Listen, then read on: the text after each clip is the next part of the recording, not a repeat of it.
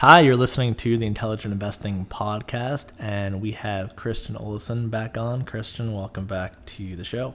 Thank you very much for having me back. It's a pleasure. And we're doing a live studio show today. Yeah.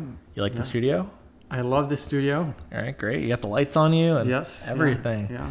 So want to talk to you a little bit about Cambria. There's been a few updates since you last came on, so tell us a little bit about that. Yeah, so Cambria came out with earnings around the end of November. Okay. Stocks up about 15% on that news. Right. Basically, they increased their earnings for the last fiscal year by 25% over the previous year, whereas the rest of the industry, all the peers are down because of the poor new car sales in the UK. Cambria is up mostly because these new dealerships that I talked about last time I was on the show are, as expected, going from startup losses to making some contribution to profits.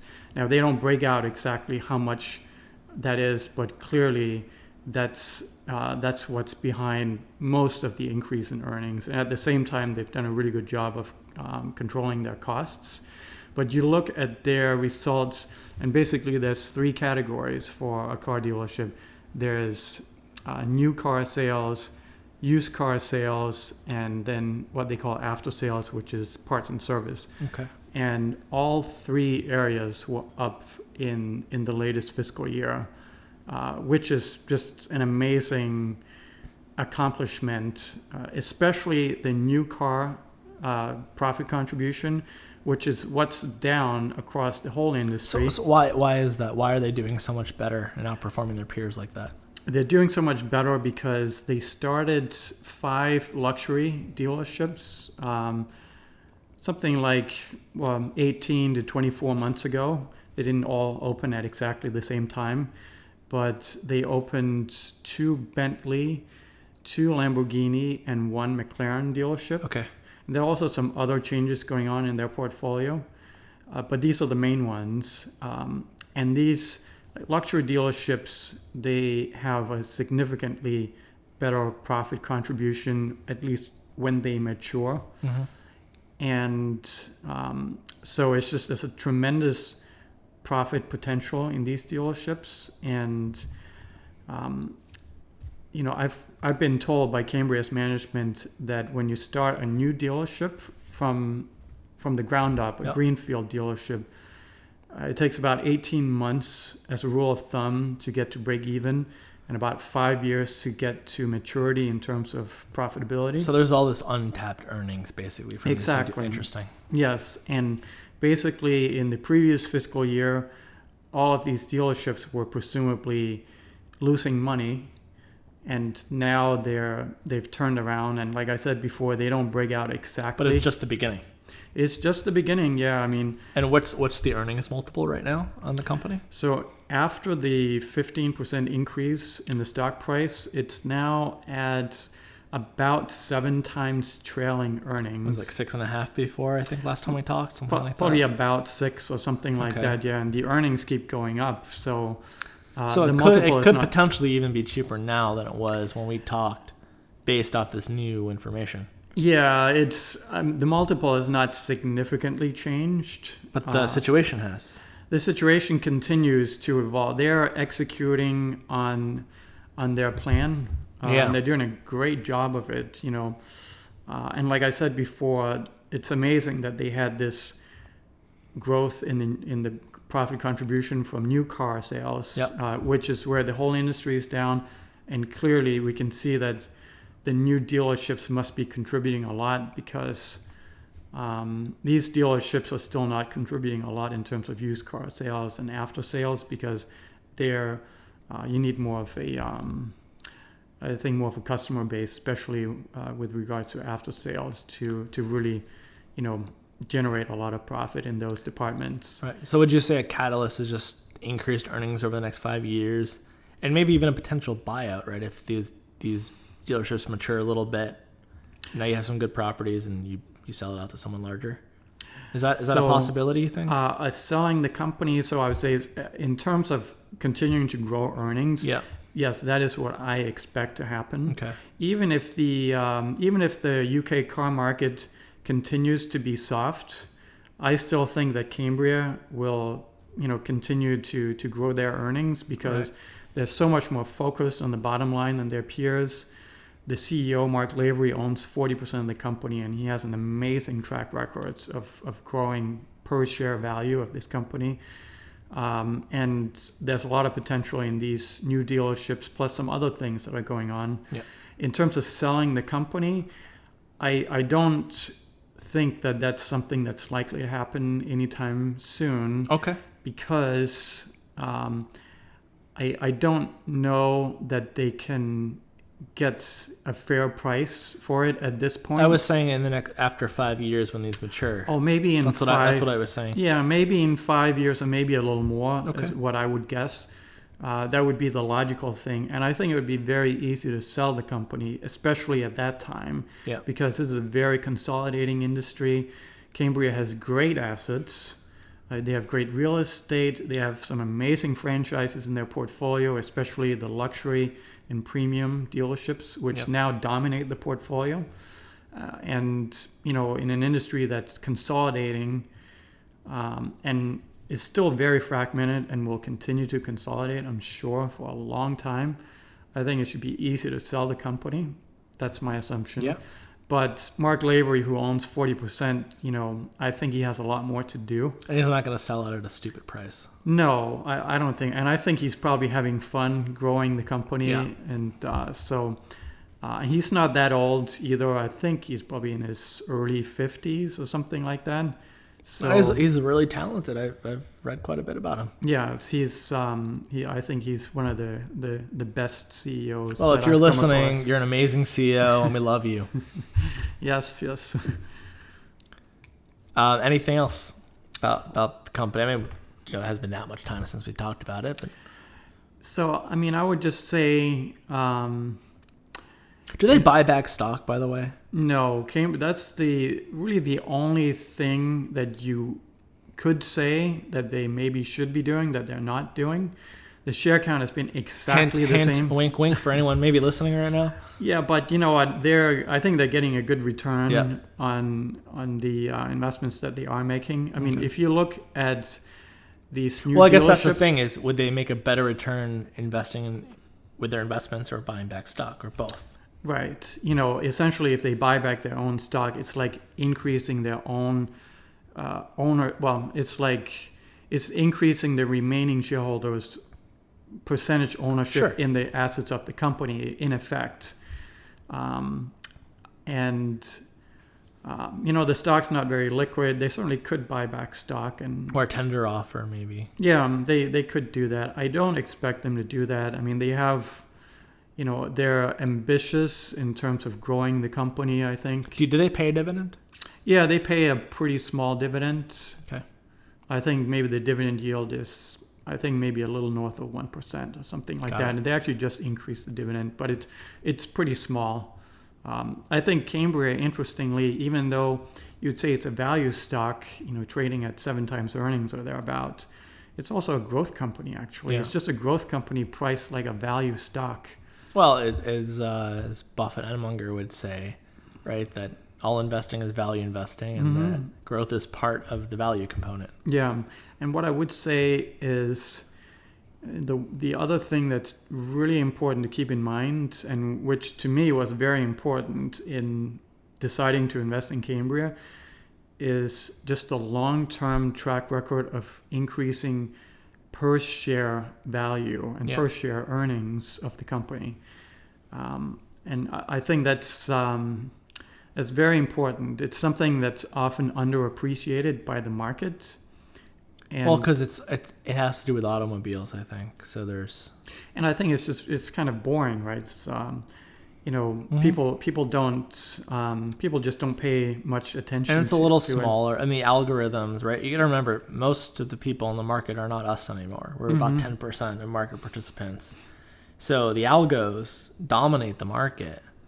And because this goes for a lot of the stuff that I think the two of us probably look at. I mean, I know personally the stuff that I look at, and often it's where the computer algorithms probably haven't been buying up shares, and there hasn't been some pattern or whatever. They're not indexed. Yeah, I mean, there's all kinds of factors like that. Yeah, I mean, so it's kind of a wacky time where some of the things that are cheap, you almost kind of can't overthink it, because sometimes the only reason it's cheap is that an algorithm hasn't picked it up yet. Yeah, I think it's going to be a while before the algos pick up Cambria, unfortunately, because I think the float now, which is the 60% that's not owned by Mark Lavery, is probably about 40 million pounds.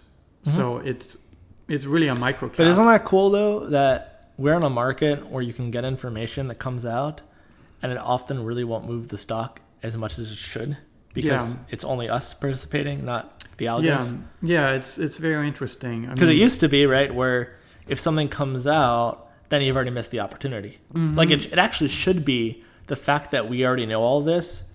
It should already now not be an actionable thing, because it's already common knowledge. Yeah. I mean, that's market efficiency, and that, often happens. I think with Cambria, partly it's the fact that it's so small and illiquid. Yeah. I think a lot of people that I talk to... By the way, as we're using a Walker's Manual as the mic stand right now, talking about small and illiquid companies. Right, yes. Cambria is too illiquid for most fund managers. So I think that's one reason why it gets overlooked. Another reason... Probably a big reason why it gets overlooked. Yeah. And I think another reason is just the fact that the sector is out of favor, because new car sales have been down in the UK for the last 3 or 4 years. And that's the headline that everybody focuses on, even though new cars only account for about 30% of total gross profits of an auto dealership. Do you look at auto companies as well? And just change the topic a little bit. I don't really look at them, no. Okay. I think it's not a great business. Well, it's not. Right. Historically, it hasn't been. I mean, there have been talks of that there might be more consolidation, and that there is some low-hanging fruit to cut costs. Yeah. Sergio did a presentation years ago at Fiat, where it was actually a pretty cool slide presentation. He talks about his vision for consolidation in the industry. Yeah. Have you seen that at all? I've heard about that recently. Someone told me about that, and I guess they're trying to do that right now with the possible merger with. That's what it seems like. Have you looked at Fiat out of curiosity? Because I know that was a big per buy holding. Not really, no. And I know it's run up a lot, and but no, I think I wouldn't rule it out, because I don't know it. Yeah. But my only thought is that auto manufacturing is a really tough business. Yeah. And historically, it's not been a great business for very many companies at all. So the counter argument is you could say, well, airlines used to be like that too. Yeah. Right? Yeah, absolutely. So who knows? Yeah. I still don't own any airlines. I don't either. Yeah. If you had to own an airline, though, which one would you own? You know what? There's one, I think it's called Dart Group. It's a UK company that I did look at a little bit a few years ago. Stock ran up though, but they, it's, I don't know too much about it, but they do like charter flights. So they fly British people to Southern Europe for vacations. And they also have a contract with the Royal Mail, I think, in the UK to move mail. And they started a holiday business as well, right? Around the time that I looked at it, or maybe a little before that, as well. And they're very different from other airlines. They've been consistently profitable historically. The balance sheet is very strong. I think they own their aircraft, whereas a lot of the airlines, they lease their planes. So they have a bunch of debt on the planes. So I think it's not your typical airline. We just talked about an airline leasing company in the most recent podcast that I just did. Yeah. AirCap. Okay, yeah. I think that I interviewed Jeremy Raper, and he has a big position in AirCap. Okay. So yeah. And the CEO of that company is a pretty interesting dude as well. If you've ever listened to any of his conference calls, Never have. No. he's worth listening to at least. Mm-hmm. Yeah. It's one of those, like, you could tell he's kind of a special kind of CEO. Okay. A little different in a good way. Yeah. Interesting. And I suspect it's a better business than running an airline, though. And I used to look a lot at the Enhanced Equipment Trust Certificates, EETCs and ETCs, and similar kinds of aircraft-backed securities back in like the mid-2000s. Okay. Like in the aftermath of the airline and during the airline bankruptcies. And it's much better to be secured creditor, I think, right. Than owning an airline. I'm sure it's changed a little bit because of the consolidation, but still. Yeah. I hope they go bankrupt again one day. Then I'll look at those WETCs and those kinds of things once again. That's funny. What about energy? Do you want to talk about energy? We don't have to. But I know that we have talked a little privately about energy. Yeah, I don't have much I can say about energy at this point. All I'll say is that it's interesting to pick your brain. So yeah, I mean, it's got to be one of the most out of favor sectors in the market. Like, do you know what the return for oil companies has been the last 10 years? I just read this. Actually, I heard the stat on CNBC like the other day. Not good. It's up 6% for the decade. Okay, cumulatively, not annualized. Oh, cumulatively. Yeah. And that's a very, very, pretty much one of the strongest markets we've ever had, right? Yeah. In the stock market. No kidding. Yeah. So, the sector is extremely out of favor. And especially in the last year or so, a lot of stocks are down so much. And I'm looking at things. I don't have anything I'm ready to talk about at this point. And maybe for a future podcast. Yeah, absolutely. And I will just say that energy companies they tend to have poor capital allocation. Sometimes poor corporate governance, and most of them have shitty balance sheets. So in general, I would rather be a debt holder than an equity holder. Yeah. Of course, it depends on the company. I looked at the Whiting bonds in early 2016, which was, not too long after the decline in oil prices. And the Whiting unsecured bonds traded very quickly from almost par, the 90s, down to about 40 cents on the dollar.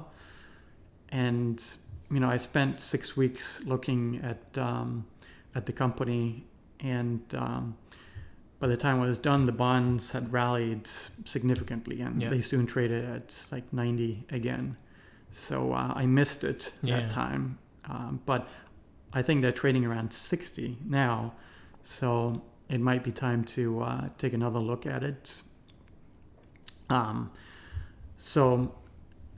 think in energy, in general, you probably want to own the debt, and you probably want to own debt that's very senior in the capital structure, not where you have a lot of secured debt ahead of you. Right, makes sense. And a lot of them actually don't. Most of them have mostly, if not exclusively, unsecured debt. Is that true?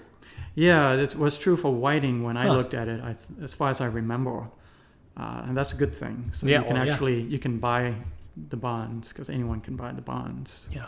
So. Well, interesting. Yeah. So I think I'm looking at stuff in energy. I feel like I'm going to do something in energy, and I'd love to talk about it. Yeah. We'll come back in a few months, maybe. While. Yeah. Cool. Well, hey, Christian, it's always a pleasure to have you on. Pleasure to be on. Any last words?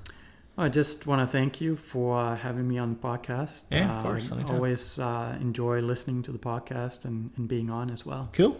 All right. Well, great to have you on, and I'm sure I'll talk to you soon. Thank you. All right. See ya. Take care.